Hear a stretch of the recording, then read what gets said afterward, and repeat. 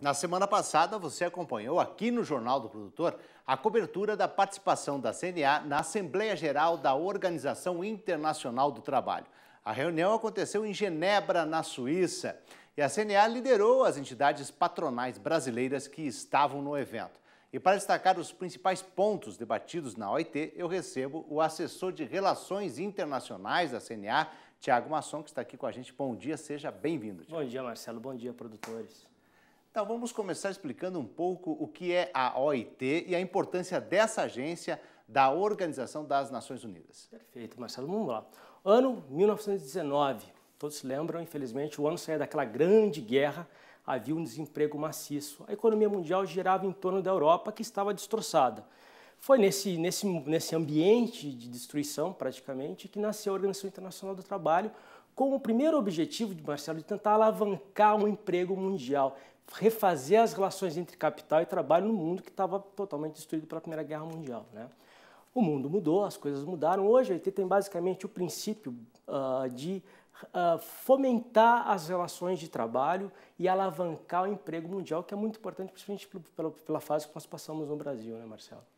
Agora, Tiago, como essas discussões, então, na OIT, afetam a vida do produtor brasileiro, lá no campo? Vamos lá. A OIT hoje duas coisas importantes sobre a OIT. Primeiro, que é uma agência especializada da ONU. Aliás, foi a primeira agência especializada da ONU em 1946, quando a ONU foi criada. E ela tem uma questão muito interessante, Marcelo, que a maioria das agências da ONU as decisões são tomadas pelos estados.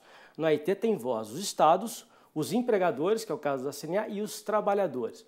Vamos lá, o produtor rural convive com as regras de trabalho no campo, né? Essas regras, muitas vezes, Marcelo, começam a ser discutidas na OIT, transformam-se em convenções, que são regras internacionais. E por um princípio de soberania, o país pode ou não internalizar essa regra. A partir do momento, Marcelo, que ele internaliza, isso vira uma regra, vira lei aqui no Brasil. Então é muito importante que nós, representantes de empregadores, de produtores rurais, passemos a trabalhar nas discussões lá na gênese da regra, que depois fica muito difícil alterá-la, né, Marcelo? Por uma questão de soberania, o Brasil historicamente tem internalizado as regras do OIT. Por isso que é importante a gente estar lá em Genebra, participando das discussões iniciais, porque quando chega aqui no Congresso, a nossa margem de alterar de acordo com os interesses dos produtores brasileiros fica cada vez mais curtinha, Marcelo. E tem vários assuntos lá que são importantes, que afetam diretamente o produtor rural.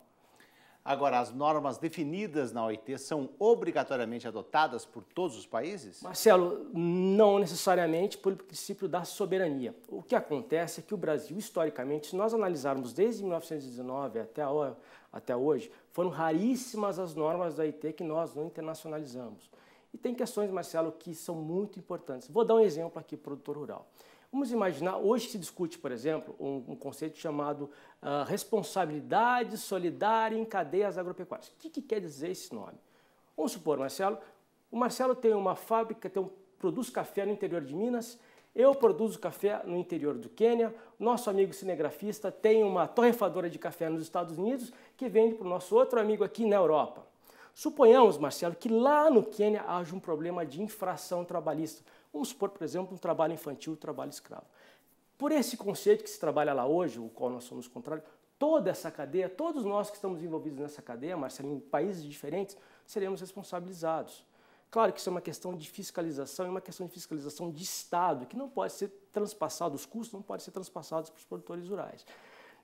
Nossa opinião é que se o Brasil, claro, faz a sua fiscalização, se o Quênia o faz, se os Estados Unidos o faz, na prática todos estaremos fiscalizados. Isso é uma questão muito importante porque a gente não tem controle sobre o que acontece no Quênia, por exemplo. Esse problema não pode ser internalizado para o produtor brasileiro, né?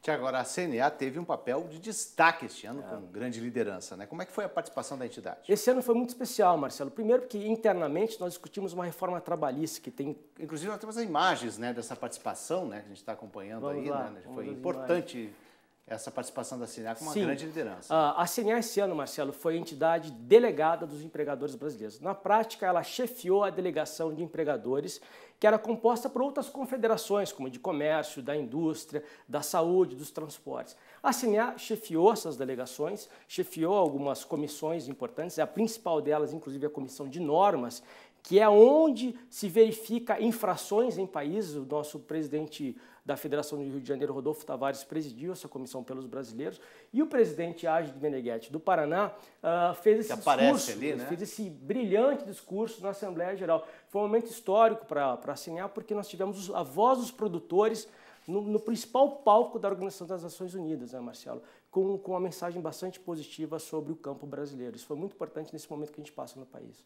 Tá certo, eu agradeço a participação do assessor de Relações Internacionais da CNA, Thiago Masson. É um prazer falar contigo novamente. Obrigado, Marcelo. Tenha um bom dia. Obrigado, bom dia.